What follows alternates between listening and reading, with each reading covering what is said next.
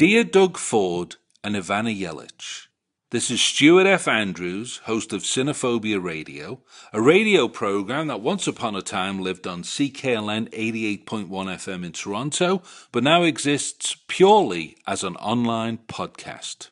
I'm writing because on April the 8th I went out to Cave Springs Provincial Park to experience the total eclipse of the sun, a once-in-a-lifetime event for residents of the Niagara region.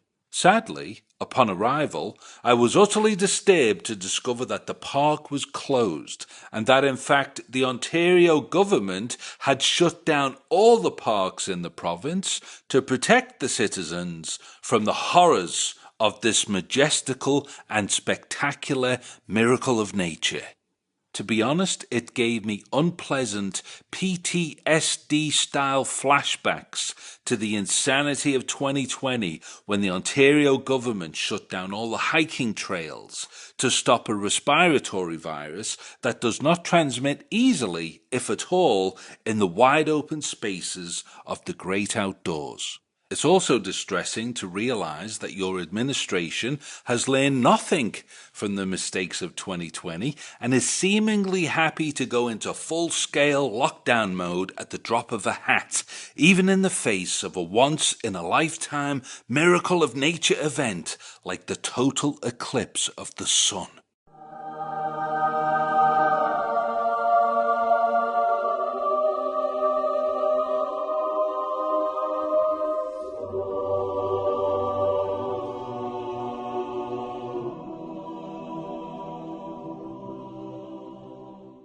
So what I want to know is, who exactly is making these anti-science, anti-reason, hysterical, supernatural decisions? And can you please send me their contact information so I can arrange an interview with them for my radio program? I need to know what's going on in their minds and exactly why it is that they think the way they do. And I believe a lot of other people in this province would like to know this too.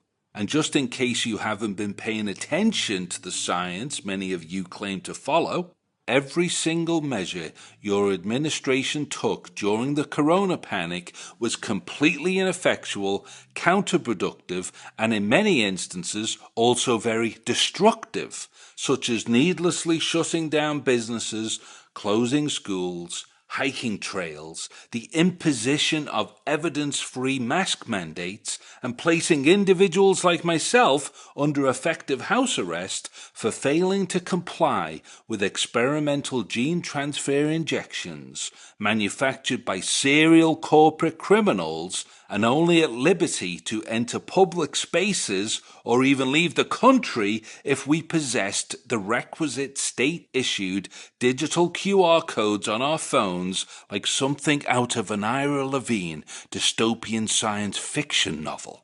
Quite clearly, the woeful decisions made on April the 8th demonstrate that your administration has failed to undertake the appropriate levels of self-reflection required to move forward in a manner that is competent, informed, and actually beneficial to the taxpayers of this province, some of whom voted for you, many of whom didn't. So if there's anything I can do to help, I'm happy to pitch in. Obviously and demonstrably, there are individuals in your administration in positions of authority who make decisions but are simply not competent enough to do so on behalf of anybody, especially considering how clearly deficient in both reasoning and education they appear to be, not unlike their brothers and sisters in the federal government who, I will remind you, in September of 2023, all stood up en masse to applaud an actual Nazi in the Houses of Parliament. Anyway, thank you for taking the time to read this, and I look forward to hearing back from you. Yours truly, Stuart F. Andrews, www.cinephobia-radio.com. This is Winston the Homicidal Computer, and you've been listening to an excerpt of the Velvet Buzzsaw on Cinephobia Radio. For the complete episode, visit the website at www.cinephobia-radio.com. So until next time, vidi well my little droogies.